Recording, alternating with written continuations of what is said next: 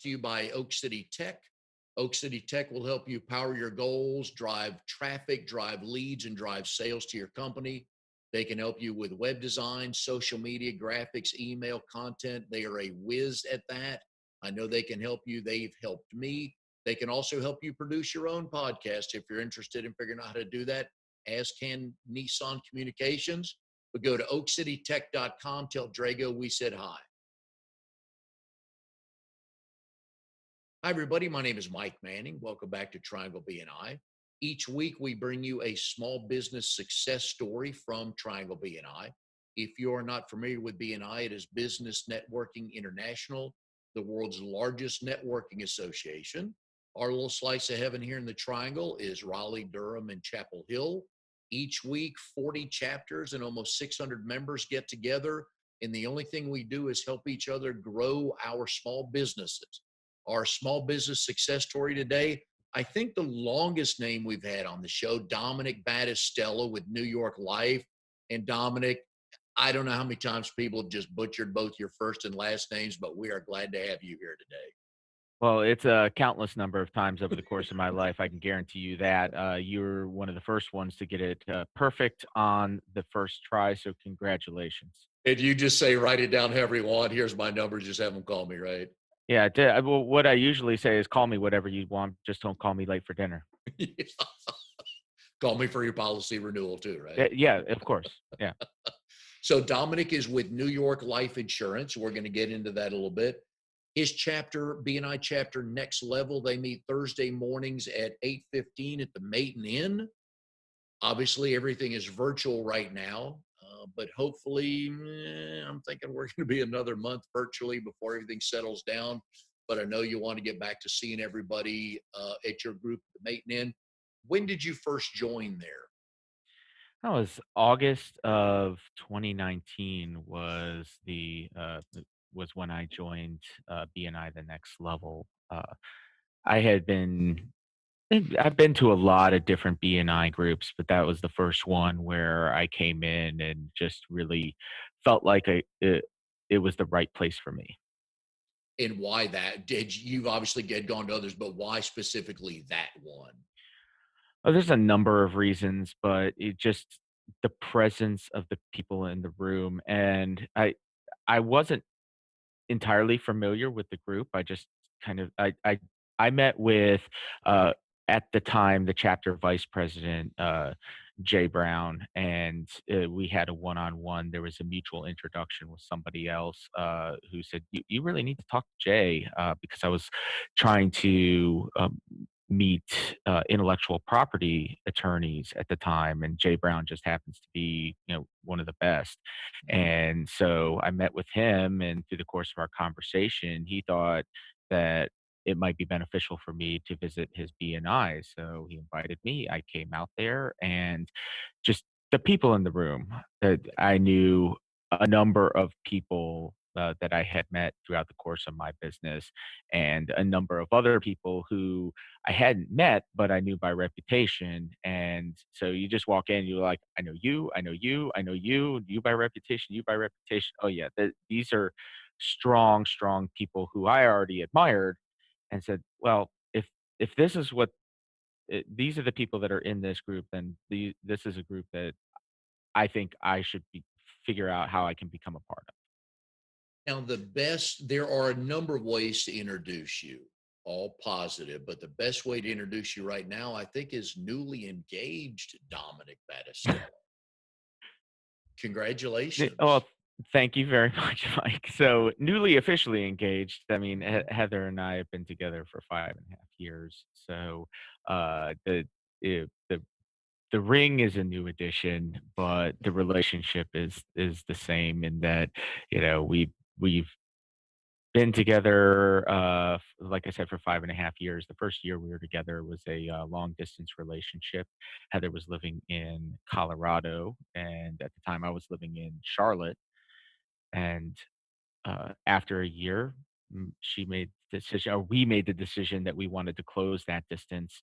And she worked for the federal government, and she's an engineer, so she started looking on this side of the country for different positions, focusing mostly in Charlotte. there really wasn't much in the Charlotte market that was open for her, but she did find a position as a project engineer at the VA Medical Center in Durham. She says, "Okay, I'm going to take this position. I'm going to move to North Carolina. That's 1,700 miles. Now you get to move from Charlotte up to the Triangle." I said, "Sold. Let's do this." Best decision, one of the better decisions you've ever made, right? uh, the best, the best. I mean, other than deciding to put the actual ring on her finger, of Yes, course. there you go. Now, is Heather going to change her name, her last name? Don't know the answer to that. I'm not asking her to. This is not either of our first rodeos. I mean, we have a blended family. We both have children that we brought into this relationship, and we're raising them all as our own, as one family unit.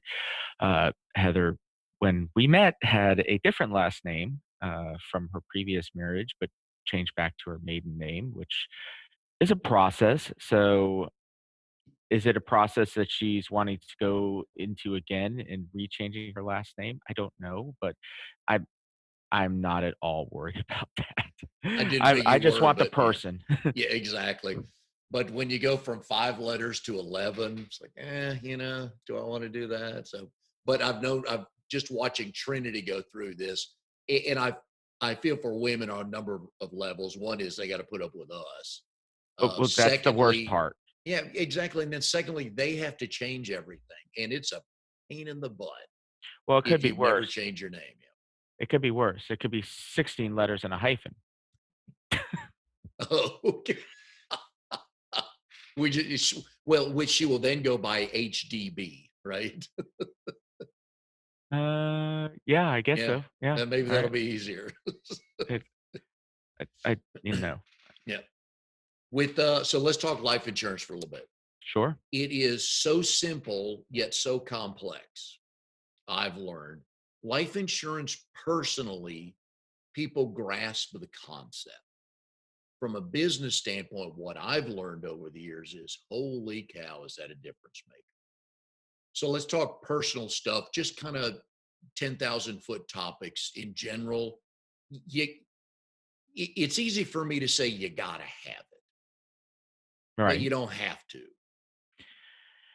No, I guess you don't, right? If you um want to leave the people in your life behind with the giant mess, but if you want to make sure that they're taken care of if something ever happened to you, then yeah, you kind of got to have it, right? It's one of the basic things. You have to have auto insurance, otherwise they don't let you drive. You have to have health insurance, otherwise if you get sick, you put yourself in personal bankruptcy. And if something happens to you and your family is reliant on you to maintain the lifestyle they've become accustomed to, and then you're no longer there, then what happens to that lifestyle? And especially at a time when the family would be experiencing a tremendous amount of grief and loss, and trying to deal with that process, the last thing they need to do is be figuring out how they're going to pay the mortgage and pay the and pay for groceries, pay for utilities, all of those things. That's what you don't want to leave them with. It's really a love letter to your loved ones, isn't it? Well, sure. It's it's actually the most effective love letter because it's saying not only do I love you, but I love you enough to make sure that even if I'm not here, you're never going to have to worry about whether or not you're going to be able to take care of yourself.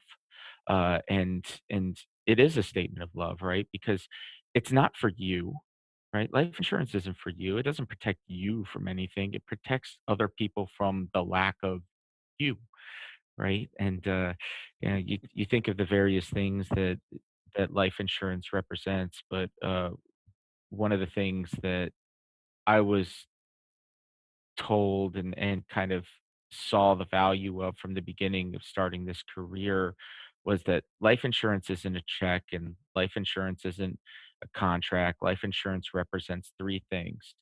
It represents a roof over your head, food on the table, and a hole in the ground. Those are the things that it takes care of. And it's never because I was thinking about these college kids that just graduated. It's never too soon to get some sort of policy in place or started. Are those the right words? Sure. I mean, here's the thing about life insurance is that you're never going to be younger or healthier than you are today. So it's never going to be less expensive for you as a proposition than it is starting today. If you wait 10 years or you wait till you have a family or you wait till you have a career or whatever the reason is that you're waiting for, you don't think you need it now, but you'll get it sometime in the future, it's always going to be more expensive. And there's no guarantee that you're going to be able to qualify. You're one bad doctor's appointment away from never being able to qualify for life insurance. So, get it now. Lock in your insurability. One of the things that we talk to parents with young children about is the value of having life insurance on their children because if nothing else, you're ensuring their insurability for the rest of their life. People, there's a lot of people that are squeamish about getting life insurance on their children, thinking that it's a jinx or something like that. That if they get that, then something's going to happen. Things happening is no more or less likely if you have a policy, but what you are doing if you get a policy for your child is you're making sure that if something does happen, you've made sure that you've taken care of them, that they're never going to have to worry about that. And I learned that a couple of years ago once Oliver, my grandson, was born. The the value, not the dollar value, but the value of getting them insured early on before, because once you have a bad accident or a medical condition, like I've got a pacemaker, I've had it for a couple of years, almost 2.5 years, and man, that changed every conversation I had about any kind of insurance. And Sure. I had life insurance before that. But if you don't get insured, I think you said it right. It shows that they can be insured. So there's really never a bad time to do this, and now really is a good time. I'm with you on that. Right. And when you start off and you're younger, you think, well, younger people, they don't think about consequences. We're bulletproof, yeah. Well, I mean, there's that, and there's just the neurological scientific fact about it, right? Your brain isn't fully developed until you're 25. So if you're graduating from college and you're 21, 22 years old, and you're thinking, well, I don't need these things because I don't consider the future and consequences because I'm never going to die. Your brain just doesn't think in that way. Uh, just think of it this way, right? Okay, did you go to college? Did you take out student loans? Did your parents co-sign on those loans? What are you doing to them if something happens to you, right? Maybe they didn't co-sign on loans, but you know, if something happens, if you know, who's paying for your services? Are you putting that on the people that you love? That there's so many different reasons to do it, and I'm not even talking about ways that you can utilize cash value of certain types of life insurance products for your own good, your own benefit, and those are different types of conversations that I'd be happy to have with people in person. But just the death benefit itself, the whole concept of transferring the risk to an insurance company, yes, the risk is low. You're young, you're healthy, but accidents happen, things happen, and while the risk is low, so is the expense, right? So there's no reason why you couldn't take 15, $20 a month. I mean, that's a trip to Starbucks for most people, right? Take that, put it aside just in case. And if you never need it, that's fine. Are you gonna miss 15 bucks? Probably not. If people pay 100 to 150 bucks for a personal phone bill, right? take care of this. Yes. It's important. It's part of adulting. People say that, like, they're like, I put on pants today. Adult hashtag adulting. But like, this is real hashtag adulting. If you're going to be an adult, this is part of what you have to take care of. Period. I know the last couple of years, been understanding more and more the place or the role life insurance plays in business. Again, it's a love letter to your spouse. If you, as you are growing your book of business and your empire, if something happens to you, the odds of Heather taking over your company probably slim to none right now. Sure. But then she wouldn't be saddled with, how do I sell it? It cost me $7,000 a month to operate it. Now there's no revenue coming in. That's where life insurance plays a big role in business, doesn't Right. Well, there's a number of places that life insurance can play a role in business. So, the your example of, Heather being able to take over my business. Well, she wouldn't want to. Why would she? She's got a successful career of her own, but she's dependent on the revenue. And could she even say sell my book of business? Probably not. That's it. I mean, where would she even begin to do that? But I can secure the value of my business today at the value that it exists with me alive and owning and operating the business by identifying what that value is and having a personal life insurance policy on me to make sure that the full value of the business goes to her. Does that make sense? it? So if you've got, say, a sole proprietorship, or you have the type of business where 100% of the revenue depends on your personal ability to work in the business. So, say a physician with a private practice, or something like that, right? An attorney, and then any other kind of professional. It's pretty important that you secure the value of that business, because if your idea is that, okay, we're going to retire by selling this business, what is the business worth the day before you die and the day after you die?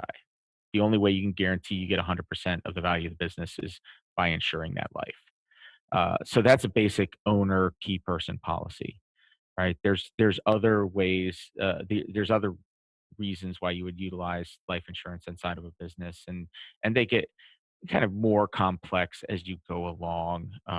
But it's still the same tool. It's just a very multifaceted tool that you can use to solve a number of different problems.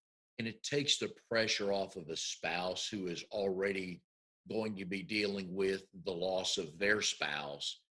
Kids may or may not be involved. A house note may or may not be involved. Car note, business note, everything. And it just is going to give them some sort of peace of mind that everything's buttoned up should something happen. Sure. And you do that for both the business, and on the personal side, you do that for income. So, life insurance on the personal side isn't just to pay off the mortgage, right? You think about, okay, let's say you have a mortgage that's $500,000, right? But you earn $100,000 a year, okay? But you've got 20 more years to pay off the mortgage. How much are you going to earn over the course of 20 years versus paying off that mortgage right away, right? Which number is bigger? Are you 10, 20 times 100,000, assuming you never get a raise in your life? That's $2 million versus just paying off the $500,000 house. You need to insure that 2 million. Make sure that you've replaced your income for your spouse so that they can continue to live the lifestyle they've been accustomed to, and their children don't have to move, and they don't have to go to different schools, and you've taken care of their it- you know setting aside money for children to go to college, or for whatever else that you and your spouse had hopes and dreams about. Just because you're no longer there doesn't mean your spouse is that they should give up on their hopes and dreams too, and you were part of putting that together as a couple. Be part of making sure that your spouse gets to continue to chase those dreams. Speaking of spouses, we were talking about Heather earlier. We're very happy for you. The glow of you is just coming across the camera very nicely. I That's always just I ask, just have rosy cheeks, that's all. there you go, just a great outlook on life. Yeah. I always ask people on the show how you met so how did you and Heather meet? And do you both tell the story the same way? It so we're gonna agree on how we met, and we're gonna agree on the story, but she's just gonna tell it in more detail. Because she's an engineer. And yes, and she has a better, memory about those types of details than I do. Cool. So we actually met out in Glenwood Springs, Colorado. So, you may or may not know this, Mike, but I was a chef in a Mm, previous life. I spent nearly 20 years, in the hospitality business, most of that at the executive chef level, and I was opening a new restaurant concept where I had to go out west and do some training in Glenwood Springs. And Heather was working for the U.S. Forest Service out there as an engineer, and the headquarters for the White River National Forest, where she was stationed, was in Glenwood Springs. And we happened to meet at this restaurant. So uh, there's a long version and a short version. I'll go into the quick version. Very expensive to live out there, about 30 minutes from Aspen, single mom, with an income that wasn't quite enough to live in that very hoity area. So she worked some nights out of the week at the restaurant I was doing the training at. And we met. Uh, the restaurant manager decided he was going to play Cupid, said, "Hey, Dominic, you should ask Heather out for a beer. She's going to say yes." Okay, great. And uh, he Like told sixth grade all over again, didn't right, yeah, and he told Heather, "Hey, Heather, Dominic's gonna ask you out for a beer. You should say yes." She said, "Okay, why not?" Right? Uh, a couple beers at a local brewery, and 3 hours talking later, we decided that we liked each other and wanted to keep talking. Very And, nice. I like you that know, story. uh, it just went on from there. So, for a year, we talked on the phone every day. Every month or two, would one of us would fly across the country to go visit for a few days or a week. And yeah, I tell you what, that gets old after a while. Yeah, give me that one time worst travel going to see her where everything went wrong, or that nasty landing, something like that. Anything come to I mind? wouldn't say that there was for me, an instance where everything went wrong on the travel side. Uh, and Because, I mean, it's a quick trip into the Denver airport, but it's a 3-hour drive out I-70 west into the Rockies. So, you're going over the Eisenhower Pass, and you're going past Vail and Breckenridge. I mean, I actually really enjoyed going out there because it was breathtakingly gorgeous. The first time I went out into the Rockies, you know, I was just blown away by the scenery and the beauty. It was just so different from anything I'd ever seen on the West Coast. And, driving through Glenwood Canyon, along the Colorado River, just coming out the other side and seeing the red walls of the canyon. And I never had an issue with the travel. I will tell you that at one point, I actually flew out to Montana to meet her, 'cause that's where she's from. She wanted me to meet her family for the first time, and it was cold. Gorgeous place as well, just very, very cold. Did Colder they than I'm chuckle? accustomed to Yeah, did they being chuckle from the at South. you when you trotted out the jacket you thought would be good enough to stay warm? No, in reality, out west, even though it's cold, it doesn't seem as cold as it necessarily is because it's a high desert, so it's very, very dry, no humidity. The coldest place I've ever lived or been to was, up on the seacoast of New Hampshire, where you get the cold, but you also it's like 300% humidity on top of the cold, so you, like, walk outside at night and your bones hurt. I didn't ever get that in Montana. Still cold, though. So how many kids in this Brady Bunch picture are we looking at? 3 children ranging Okay. from 18 to 12. So I've got 18-year-old daughter, 14-year-old daughter, 12-year-old son. So there's, as you can imagine, with 3 adolescents, there's plenty of drama, no lack of that in the house, and tons of nonsense. They're all great kids. Any chance your son does has the name John? No, Okay. All right. 0 chance. Okay. Figured not a chance. So you were telling us a story before we came on the air about your daughter's graduation this weekend. Oh, yeah. So, my daughter, my 14-year-old graduated from 8th grade. Unfortunately, there was no graduation ceremony like there typically is. But we did have a nice little party at the house with the family. So my parents came and my Heather's sister came, and we just had a nice dinner and some gifts for Annika. Heather did something really nice and pulled up and created a collage of pictures all the way back from 4th grade through the 8th grade, kind of going through all the years, just showing how much she had grown and matured over those years. So it was really nice. I think she felt pretty special. Were you able to do one of those drive-through at the school type events? So the school drive-through happened last Saturday. Uh, Unfortunately, we were out of town for that. I had a prior engagement, Yes, literally. literally. And so, we didn't do that. Now, Annika, she's the type of kid who she's very shy, does not like a lot of attention showered upon her, outside of the family, and so she did not mind not going, uh, through that process, which we're okay with too. We celebrated with her in a way that's comfortable for her. And it's funny when you see a kid with their parents and you're like, how did that happen? I just can't imagine a quiet child of yours. Oh, she can be very loud. Oh, okay. All right. The 14-year-old, she's high functioning, autistic, so she's on the spectrum, doesn't like a lot of social attention.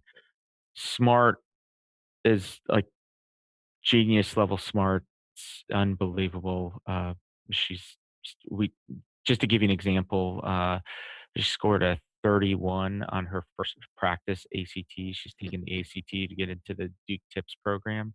And I said, 31, it's like flipping through. What does that qualify you? Uh, well, that could get you into Dartmouth, 8th grader. Congratulations. Um, to go to Heather, I think we got a problem here. It's not a bad problem, but that's the kid that, as long as she stays motivated, is she's gonna change the world somehow. Twofold. That's good. Mhm. So she got that from you. So it's glad to hear that some genes we can trace that got you got from parents. All right, you don't need to butter me up, man. I'm already on the show. I've got my oldest son was in the International Baccalaureate program in high school. This was years ago. Yep. And after about ninth grade, I just checked out as any help to him whatsoever because I didn't know most of that stuff. Yeah, I'm done with her. Like she's got it. I don't I nothing more to do here except to say good job and I'm proud of you. Yeah.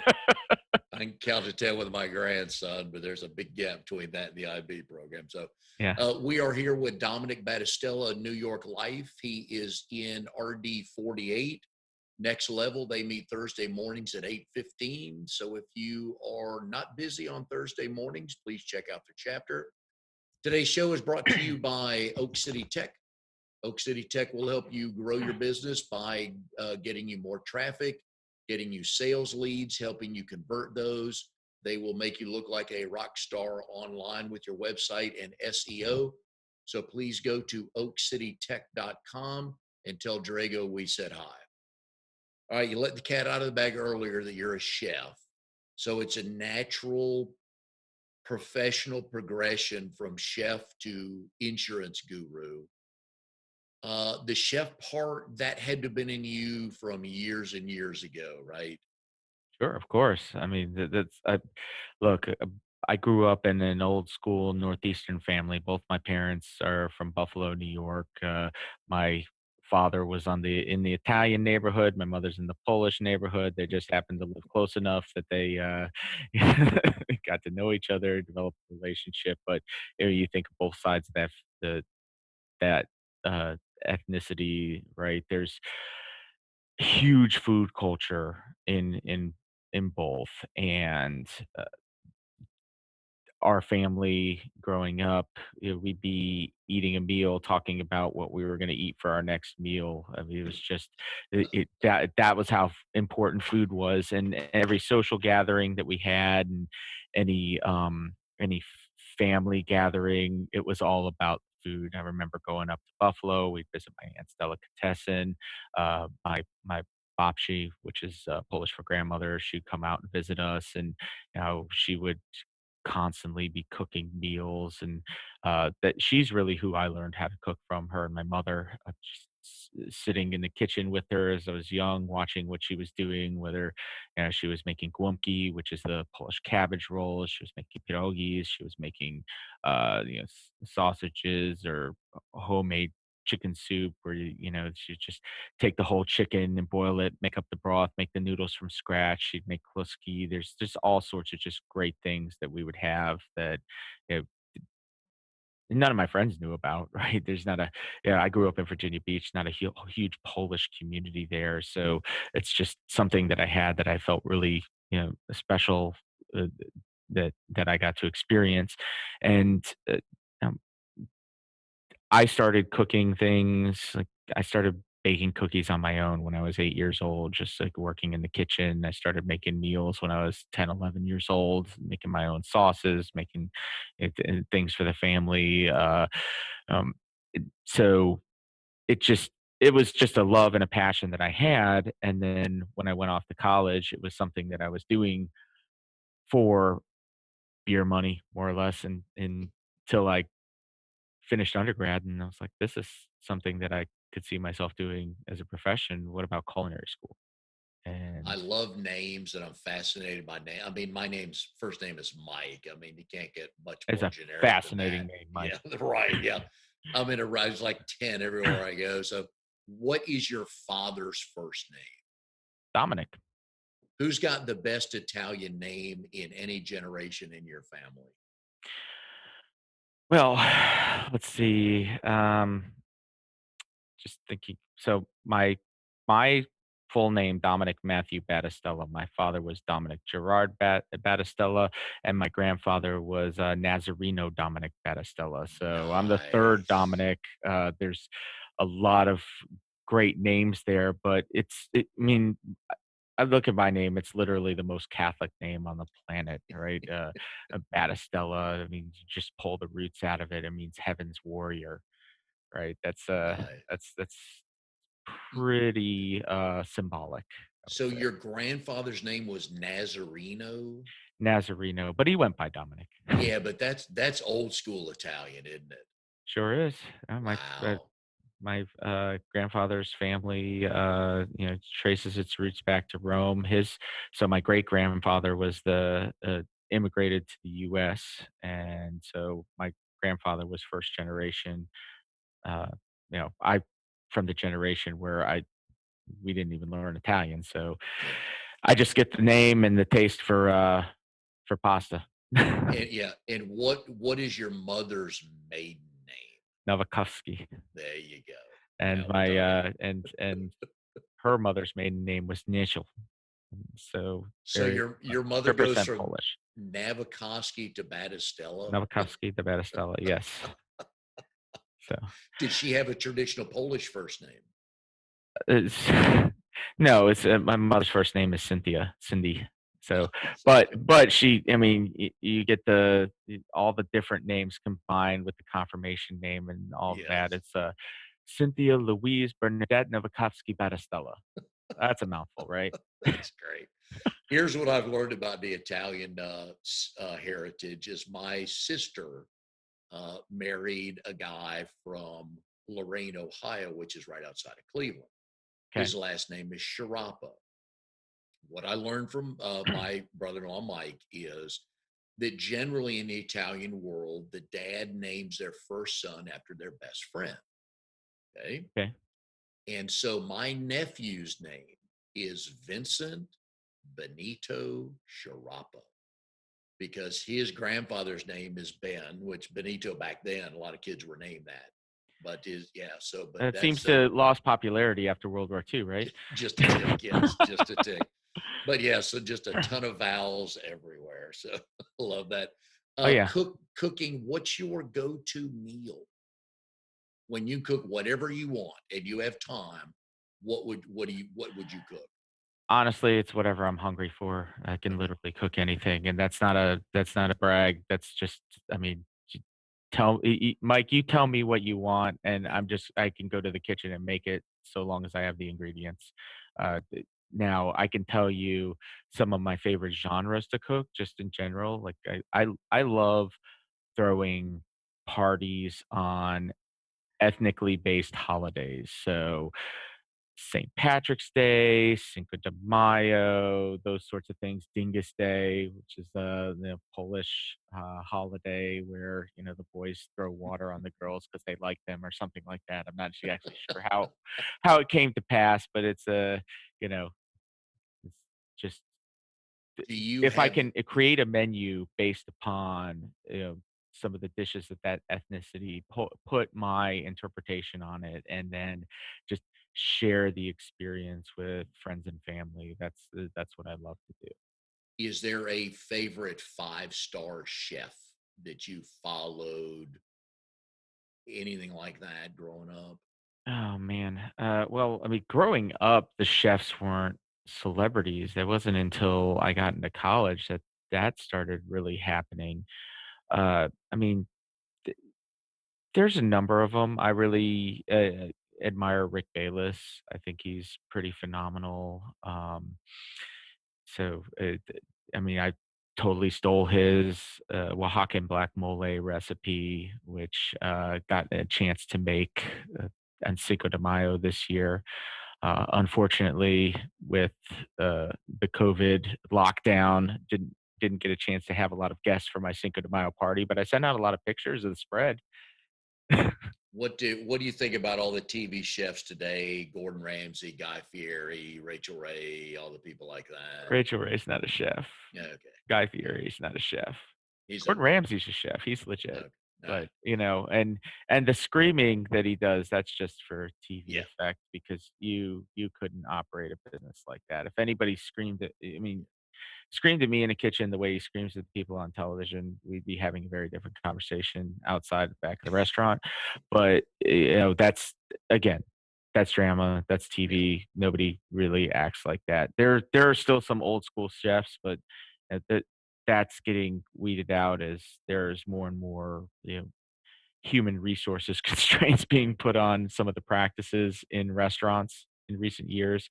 I'm sure you've heard there was a case of one of the most popular local restaurants. Their manager and beverage director's partner is no longer with the company because of some workplace harassment issues, and I mean, that's something that used to just be rampant in the hospitality industry. That and screaming, those sorts of things. You just can't do that anymore.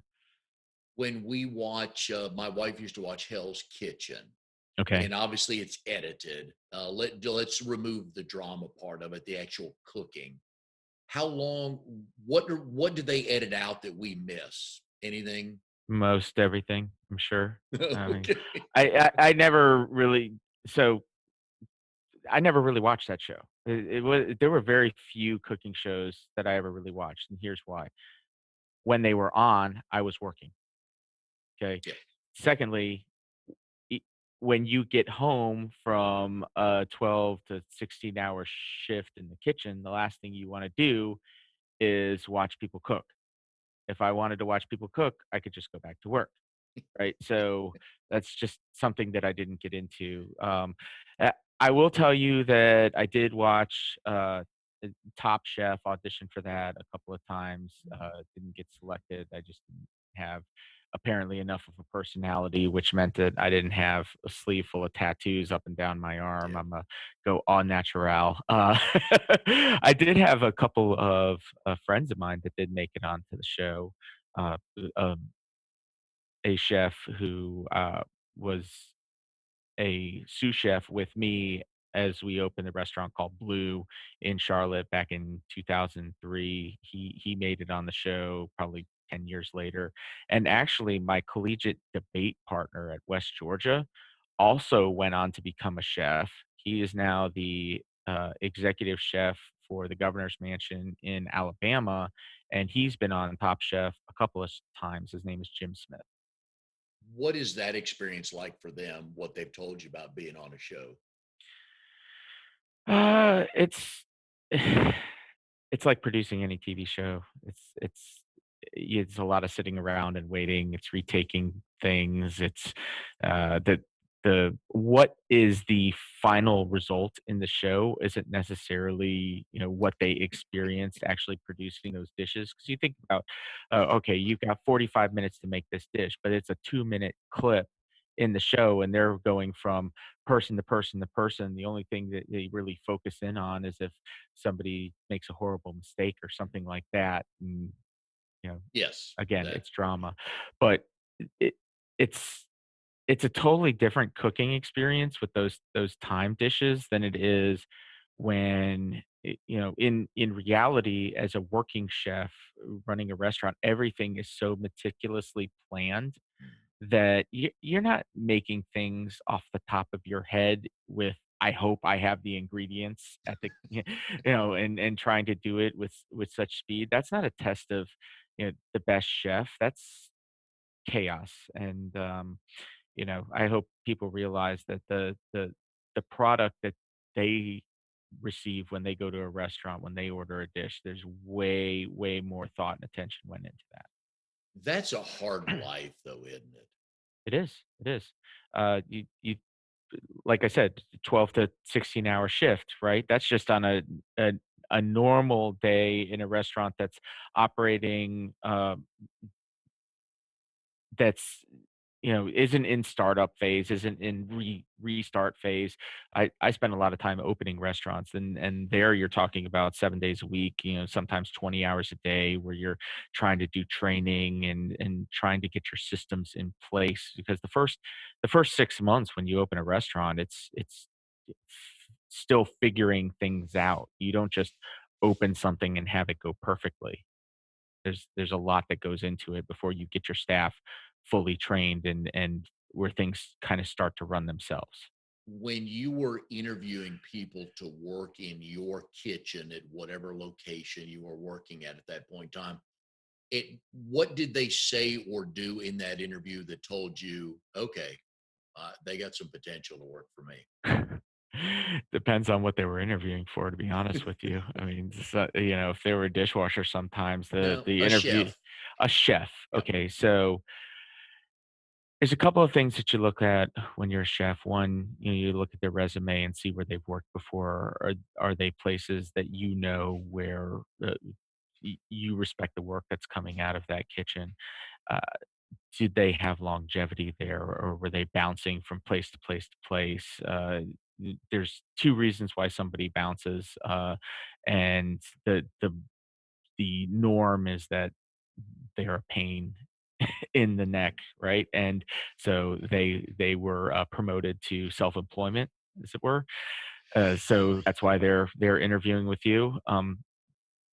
But when I'm interviewing chefs, when I'm interviewing sous chefs, just having a conversation, seeing if they can talk the talk, and then I bring them into the restaurant to do, you know, a an evening of or, a shift of showing me what they've got, work on a station, make me a dish, make me a couple of dishes. I wanna see what you actually have, whether you can back up the talk, and then from there, there's usually some kind of a trial period where they may work with you for a week where you do pay them. And then if they are a good fit at that point, then you can make them an offer for permanent employment. So it's not just a, you know, one time having a conversation, okay, you're hired. there's some actual work involved in determining whether or not uh, they've got the skill set to be able to handle what it is that you're doing. And there were people that were exceptional cooks that couldn't make it in a number of my restaurants because what they were accustomed to, maybe, doing 20 to 30 diners in a night versus some of the restaurants where I was, we were doing $100,000 in volume in a week. So we were pushing through 4 to 500 what we call covers, but customers in a night. So that there's a different skill set for high volume as there is for low volume. There's a different skill set for fine dining versus casual dining. There's just the even if you can cook, does your skill set match with the the restaurant that you're in and what's going on there? And timing and coordination is It's big, huge. isn't it? With just getting the correct meal out in the correct time. With all the other ones that were ordered at the same time, right? So, you got a pasta dish that takes 3 minutes, but somebody else ordered like a 24-ounce, ribeye, and that ribeye is gonna take, a solid 20 minutes at least, and the pasta dish is gonna take 3 minutes. You can't start the pasta dish until you're almost ready to pull that steak off of the grill, right? And so, it's a matter of you as a chef knowing when to what we call fire, right? That's saying start the cooking process, each of the dishes, but also the people who are cooking, the various cooks to the different stations, understanding, when a ticket comes in, when you can start and what you need to just lay off of. So there's a lot of training that goes on with those cooks, and the skill level of a cook is actually different than a skill level of a chef, right? Oftentimes the chef and especially the sous chefs will be the best line cooks in the restaurant, but there's a lot of times where, that grill guy who's been there for 10 years, I'm good, but I'm not gonna take his spot. That's just not for me. He does that better than anybody else. And there's a point where, a as far as the executive chef role for me, you kind of become the conductor, right? You stand at the front and you're giving the directions, you're telling the French horns when to start blowing, right? So, you tell the grill cook when the steak's gotta go, you're telling the sauté cook when he's gotta do this, you're asking for these salads, you're getting the desserts from over here, you're making sure that, what's going on behind you with the servers coming through is that process is going well too. So you're pretty much orchestrating the entire show. When you go out to eat, are you a tough customer to please? No, but yes. So I don't complain when I go out to eat. I just appreciate that, all the work that goes into everything that it takes to get that food to my table. Uh, but I do have the restaurateur's eye still. So, for instance, last night I was at a restaurant sitting on the patio, and they've got these Edison light bulb strings that go over top of the patio. And I just, you could ask Heather, God, you do this all the time. Uh, just noticing a number of different light bulbs out. That's something that got drilled into my head early on in my career. It's like, look up and get the light bulbs. If you're not changing the light bulbs, what else are you not doing? Right. So, it's one of the things, just that restaurateur's eye. You step into a restaurant. I'm not accustomed to being in the front sitting down as a customer. I'm accustomed to being the person who's rolling around, making sure everybody's doing what they're supposed to. And so I step into a restaurant and it just kind of just it's I can't help it. Right. And So I notice it's those things. it's a safe assumption to make that if the dining area is dirty, that kitchen's got to be nasty. Well, yeah, the dining area, sure, but even more than that, the bathrooms, right? If the Yes. bathrooms are gross, the kitchen's Yeah. definitely gross, right? Yeah. Oh, I agree. Yep. Yeah. You can get away with a lot of things if your bathrooms are pristine. You are Sure. correct on that. Yeah. Right. So you had mentioned earlier that you went to University of West Georgia. Yes. Were there any cooking classes there? No. Not that I can remember. Was there That wasn't any, was there any experience for you to gain there? Any experience for me cooking to gain? wise? Yeah. Cooking wise? Well, Any? I mean, I worked in restaurants while I Okay. was there, but, as far as at school, Yeah. no, there was none of that. I went to culinary school after Yep. graduating uh, and kind of I didn't learn how to cook there. I just learned how to cook refined cuisine Yeah. there. Does that make sense? So Oh yeah. kind of learning the structural steps that it takes to build a dish from the ground up. So, starting with producing stocks and making mother sauces and the different variations that come from that, knife skills, all the different particular cooking techniques, the ways that you create the heat on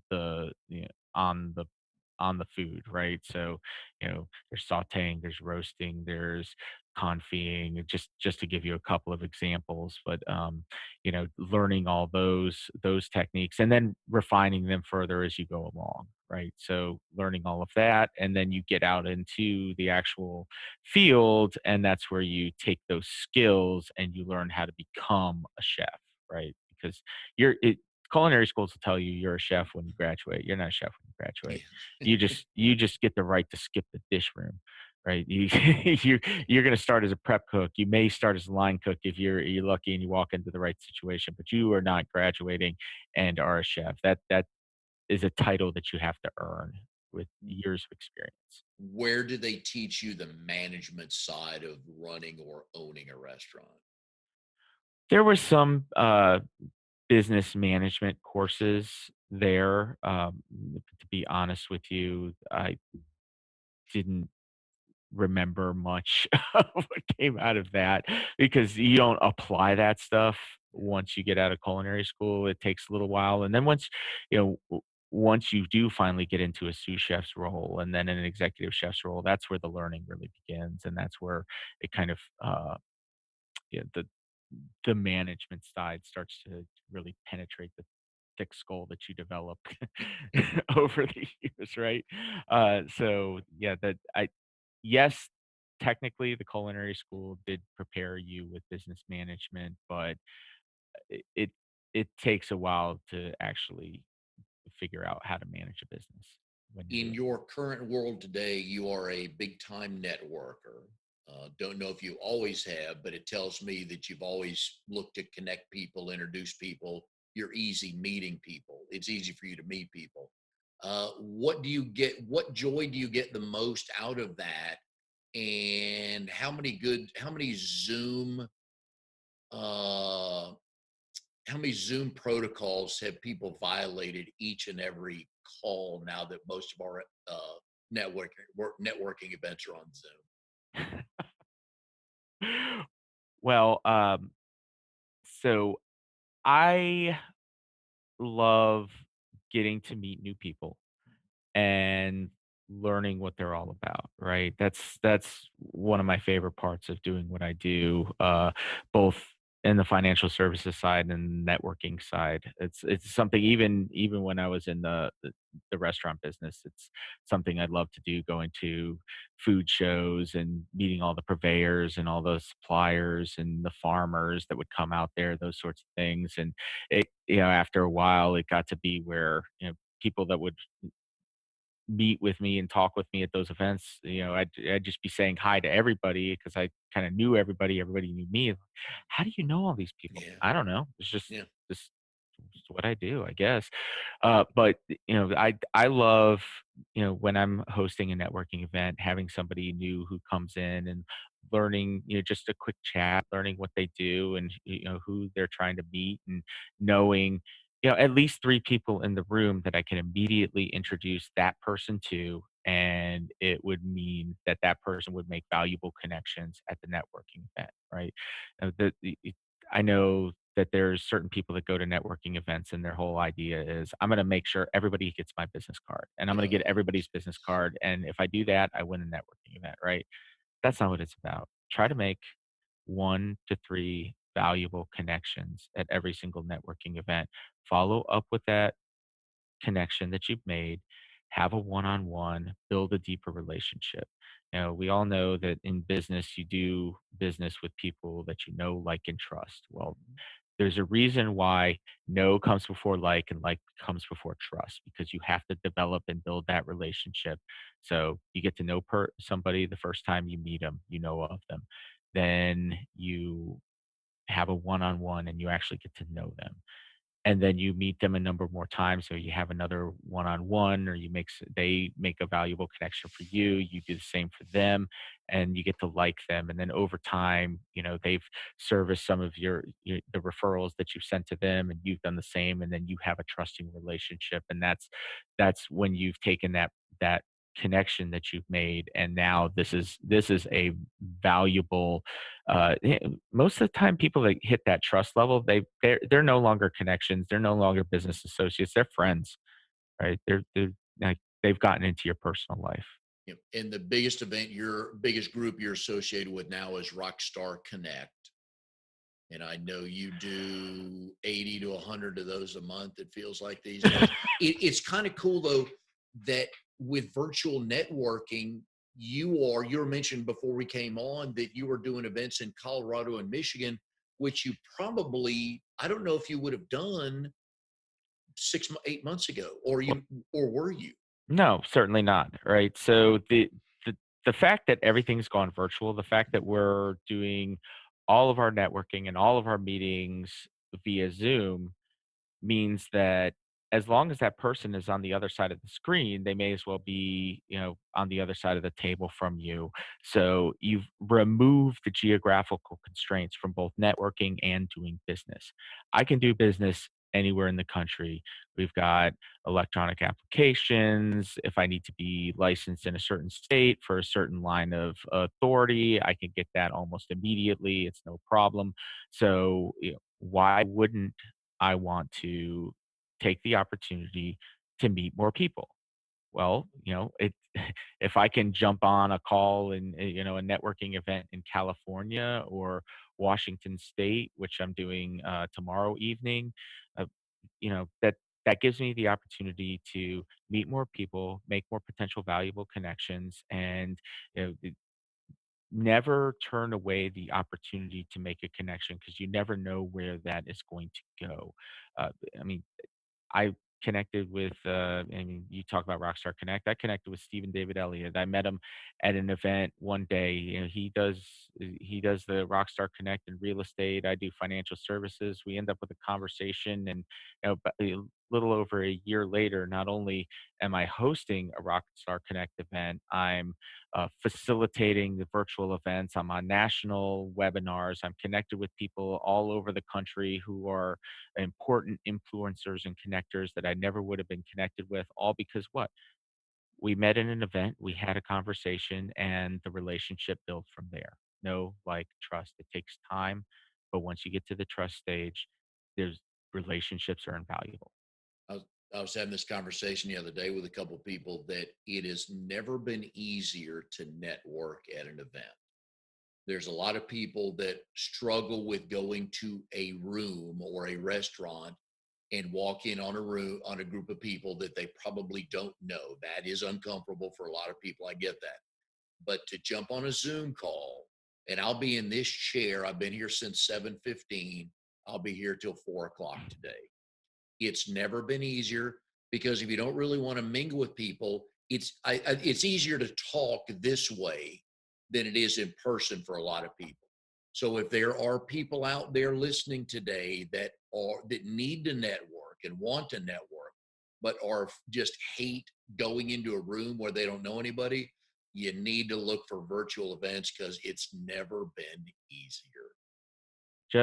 Two things about networking. One, you just got to do it, right? If Yep. you want, if your business depends on meeting people and developing relationships, you need to network. So the first step in becoming a successful networker is to get off your backside and do it. And you're never, again, like buying life insurance. There's never a better time to start doing that than today.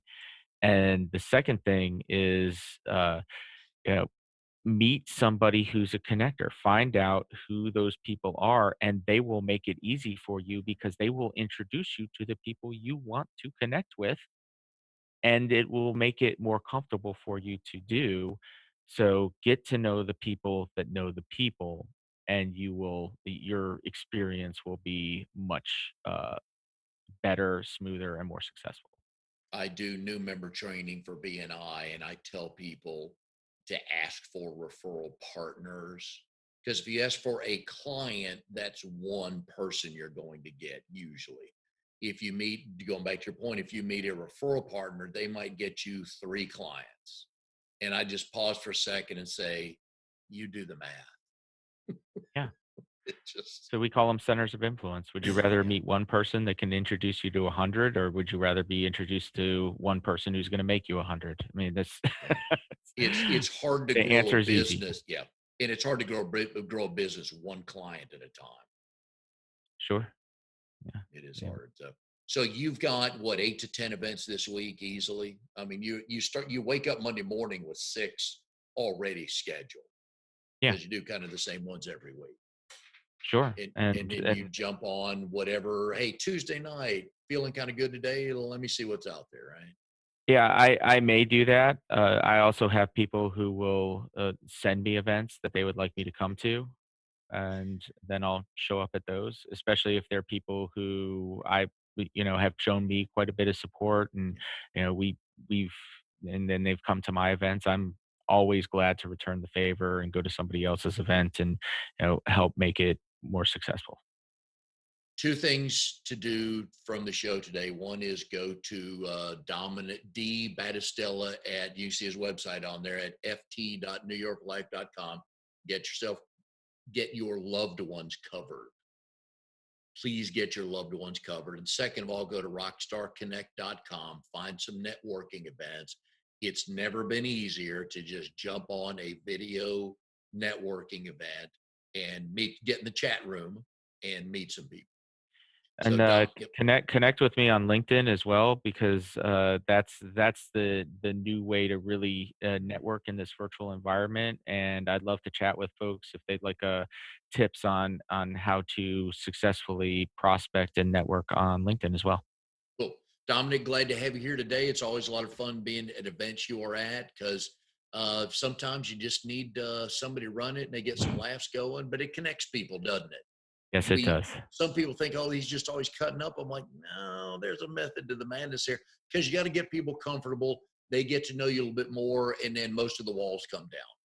Of course, and that's the whole point of these networking events. It isn't to it's not to have business conversations. It's to get to know people. You take those you want to have those business conversations, schedule the one-on-one. That's what that's about.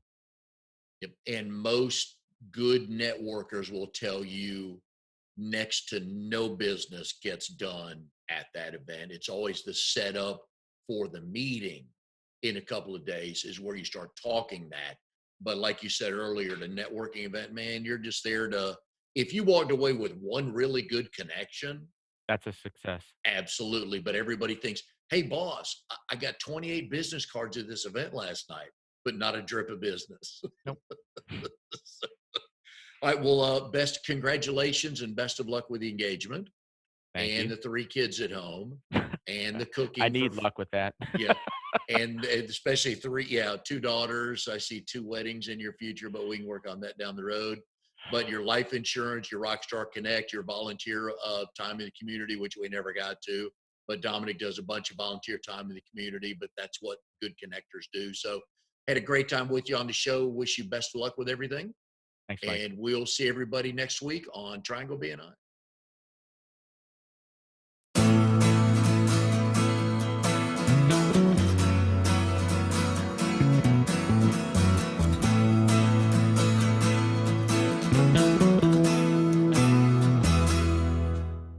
You are tuned to the Nissan Communications Network.